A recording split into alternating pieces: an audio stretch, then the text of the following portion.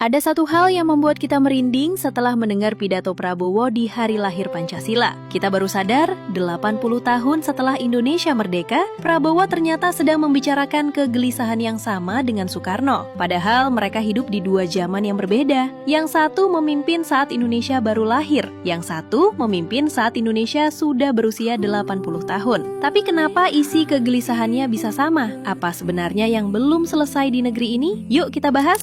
Saat Indonesia merdeka tahun 1945, Bung Karno sebenarnya tidak hanya sedang membangun fondasi awal negara. Beliau sedang berusaha mencegah sebuah tragedi jangka panjang. Apa itu, Bang? Katanya Indonesia merdeka secara politik, tetapi tetap berpotensi dijajah secara ekonomi oleh kekuatan asing. Karena Bung Karno tahu ada sesuatu yang lebih berbahaya daripada penjajahan fisik, yaitu ketika kekayaan bangsa terus mengalir ke luar negeri, sementara rakyatnya hanya menjadi penonton di tanahnya sendiri.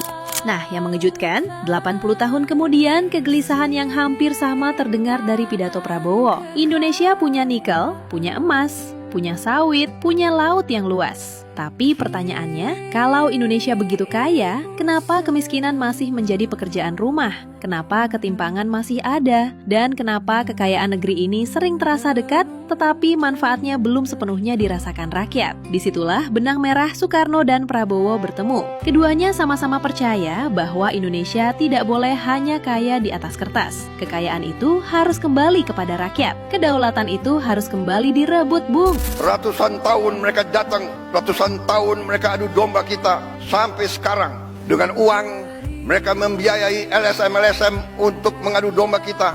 Mereka katanya adalah penegak demokrasi, HAM, kebebasan pers. Padahal itu adalah versi mereka sendiri.